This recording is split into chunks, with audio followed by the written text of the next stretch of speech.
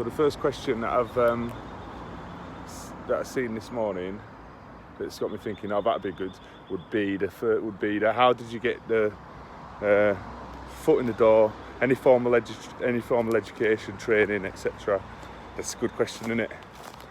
Getting your foot in the door is like the hardest. When it's not, because it's just continually just like goes harder and harder all the way through your career. But getting your foot in the door is probably one of the trickiest things to do, isn't it? Because you've got no experience. Why should anybody trust you to go and make stuff? I think first of all you've got to be prepared to do anything and everything for somebody who you sort of really like. So if you find a production company that you think is making all the best stuff, then you need to sort of target them and get a job with them as like a runner, really. Start as a runner. Once you've done all your formal education, training, whatever it is, you're still going to have to start at the bottom, whether that's in a production house or in a facilities company or a post-production house or whichever sort of bit you want to go into. Once you finish your training, you're still going to have to start at the bottom, aren't you? And you've got to be willing and keen. Now, getting that first job is obviously the hard bit. That's what this is all about, isn't it? Getting your foot in the door. My personal experience,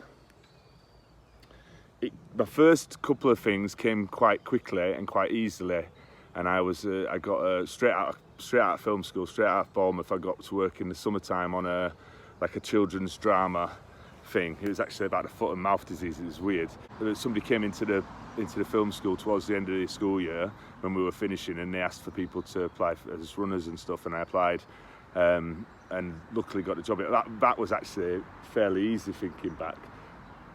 But what was difficult was just the amount of work as a runner you had to do, because this was before we had GPS.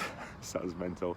And stuff like that. So I'd have to make like movement orders, and I'd have to drive around the country making plans and maps, like actual maps, looking for landmarks, and then going out on the street and doing the route and putting up signs like location signs this way, location this way, and then writing down the directions, highlighting it on a map and put it in the call sheet.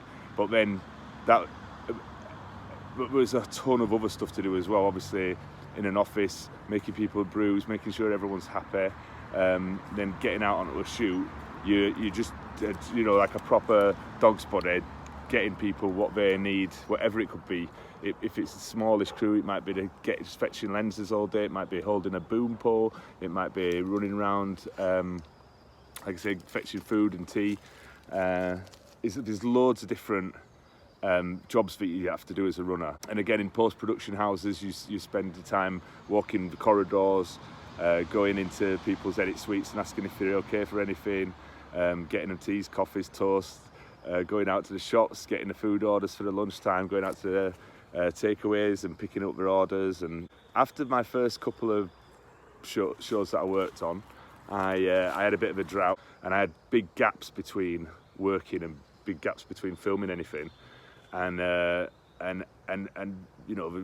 these jobs don't come around all that often. I eventually, I think I got a meeting at Yorkshire TV or something, and it was probably in about, I got a meeting at Yorkshire TV, and it was probably in the year about 2000. And I went there, and I basically spoke to some people, and they literally said, "Have you got any family who work here?" And I was like, "Nah."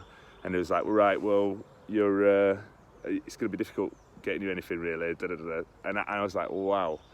It sort of shows you how difficult and sort of close-knit the industry was when I first joined, and it was like family and friends sort of thing, which I found really disheartening and disappointing. And that's why I sort of drove down to London and lived in my car for a few months. I emailed about 450 production companies. I got their email addresses out of what you call the knowledge, and I emailed about loads and loads of production companies, sent them in a letter basically saying I wanted to work in film and TV, in documentaries and dramas, and I was keen and eager on all that sort of stuff. I'm pretty sure I probably got about 4 replies, and I went to 2 interviews, and I got two of those jobs. So that's getting your foot in the door is basically, I think, getting out there and introducing yourself to as many production companies and as many people as possible. And that's how you get your foot in the door, and it's persistence.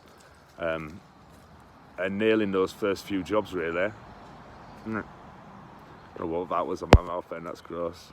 It's persistence, you telling people what you're wanting to do and why you're wanting to do it, and hopefully somebody somewhere says, yeah, go for it. So I did those couple of productions then, and that led to a really long-term sort of 1-year contract back up in Leeds. So my daughter was born, and I went and did a documentary for Landmark Films called Beauty School, which was on Sky One, probably in the year 2003. Yeah, it was 2003, because that's when Leah was born, in August.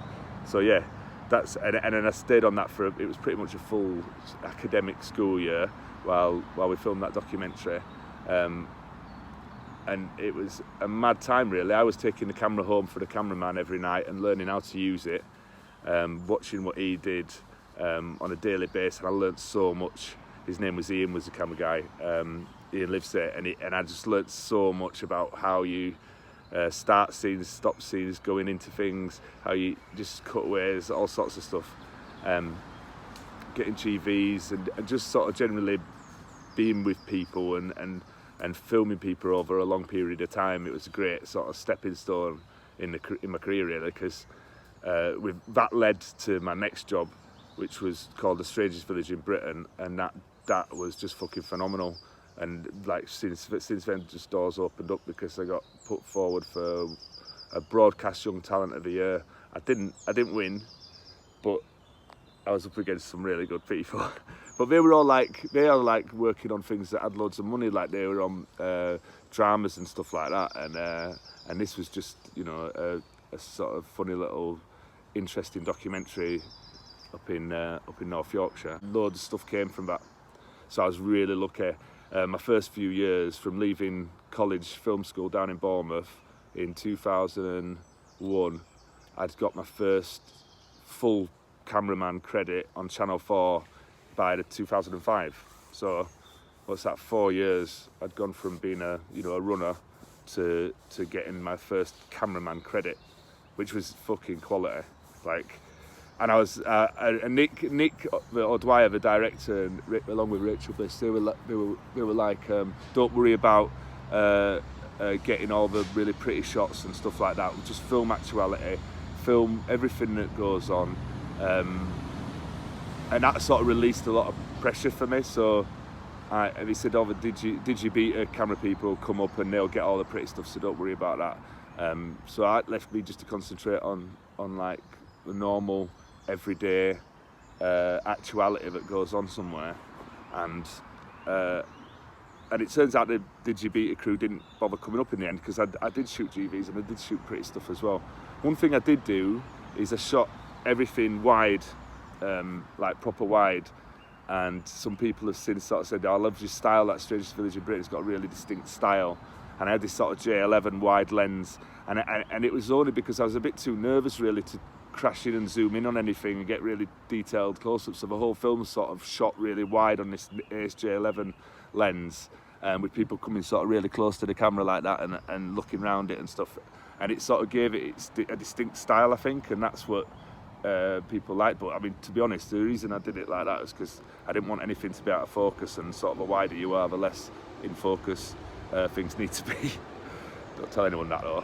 That's what people are looking for, distinction, style and stuff, and that's how I got my foot in the door really. And just working fucking hard.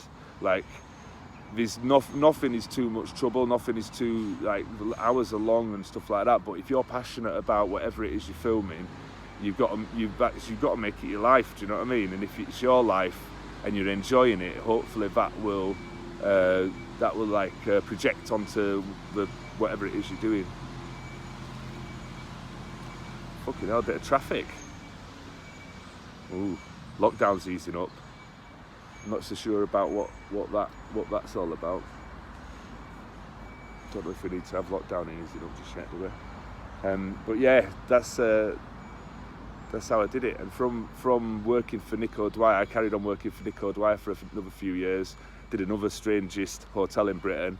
They're both on YouTube. You should watch them. They're funny and they're really interesting and poignant and good actually. They're part of a series for Channel 4 called All in the Human, which Commissioner Simon Dixon sort of headed over, and honestly it's an amazing series. I think it won a BAFTA, it won everything.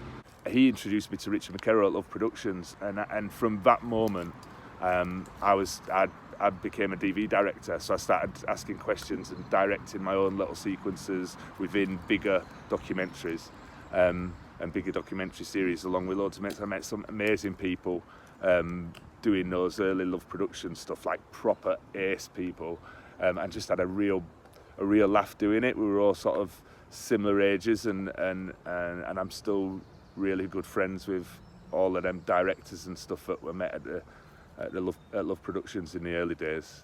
Honestly, they were. I think you've got to really, you've got to try and meet people that really inspire you, haven't you? So meeting Nick O'Dwyer, Rachel Bliss, Richard McKerrow, and everybody who works at Love Productions, from those early days, just massively inspiring people who made at the time brilliant, and still make today actually, but at the time for me made some really good, interesting things. Like BBC 3 had just started as well, so and I actually worked on for the very first programme BBC 3 put out on the Johnny Vaughan show. I was an edit assistant, and I used to edit together VT assemblies, like really crude, just putting footage into the machine, into Avid, and then laying them down on the tracks for the editor. But that was the very first BBC 3 production that went out, and I was fortunate enough to work on that. So I did a lot of my early stuff was on BBC 3. It was a new, young, fresh channel, and I was new, young, and I don't know if I was fresh. I was living in my fucking car for most of it. But yeah, I did try and wash. I used to go to McDonald's to wash, but that's what you have to do, I suppose. That's why I had to do anyway. And it was good, and it was a lot of fun working at the BBC for the first time. I remember going in there, I used to take the digibeta tapes up to Broadcasting House for them to get played out during the Johnny Vaughan show. And it was just this huge donut-shaped place, and you go in there, and you go down there, and once you start walking around the donut, it's difficult to, on the bottom bit, on the underground bit, I literally walked around it about 12 times before I realised I'd seen the same things on the wall over and over, because it was just amazing. I was just like, like 24 years old, just like, what is this? I was just walking around just like, but I was there, do you know what I mean? And it felt amazing. I'd got my pass, I'd got my BBC badge, and it just felt brilliant. It felt amazing. And then those are the moments of getting your foot in the door, because you've got to make a good impression, haven't you? You've got to make a good impression to the people that you're working for, and you've got to work hard for them and show them that you're serious about what you want to do, but also have a laugh while you're doing it as well. Do you know what I mean? So every person that I've met along the way, like from the early days, like I worked for Penny Woolcock, the director, and Abby Back, line producer at Blast Films. That was like, I think that was like my second and third thing I'd ever worked on as a runner. And Abby was from Halifax, so I had straight, and we were working in Sheffield, and I'd gone to live in Sheffield and worked as a runner. I was living in my auntie's house during the production, and it was a drama. It was a Channel 4 feature film, and I was just like, this is the business. Do you know what I mean? And it was for Penny Woolcock, this director who'd done stuff like Tina Takes a Break, Tina Goes Shopping, these Channel 4 mini dramas that were on TV, and I loved them. It was like the precursor to Shameless. Supposedly, I reckon, I mean, doing what I did later on, it was like the precursor to Benefit Street. It was a massive inspiration to me, because I loved the Tina stories, because it was all on an estate in Leeds, and it was just mad shit adventures. And growing up in West Yorkshire, I loved them. You know what I mean? And then I got a job working for Blast and working for Penny Woolcock, I made a beeline for them. You know what I mean? I made a and that's the stuff that I loved. So yeah, it was clear. The owner of a company I met actually again a couple of years ago, and he didn't recognise me because I was just a runner when I first did that, and I did a series for them for Channel 4 a couple of years ago called about Universal Credit called Skint Britain, and it's weird how it sort of comes around, you know, from being like a lowly runner to then coming back and directing a full-on Channel 4 series for the company. It was a nice feeling. But finding these inspirational people like I said, Penny Wilcock, like I'd watched her stuff on television, and it had meant so much to me. Like she was showing stories that I could really relate to, and they inspired me those programs inspired me to want to make my own stuff. They inspired me to want to tell stories that I related to. So, you know, you've just got to find whatever it is that you're watching at the moment, watch it, study it, and figure out how you can tell your story in a similar sort of way. I suppose that's the idea, isn't it? Or not in a better way as well, maybe like a more interesting, more personable way as well. But just finding people, finding mentors and people that you respect and want to do interesting stuff for is key to getting your foot in the door. You've got learn all your training, learn all your basics, learn how you do stuff, and how to make documentaries.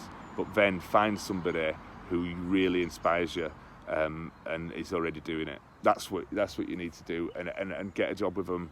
You know, as a runner or as whatever level you can get a job with them. That's getting your foot in the door. And that's it. And that's under 20 minutes, which is a bit long, so I'll try and edit that down.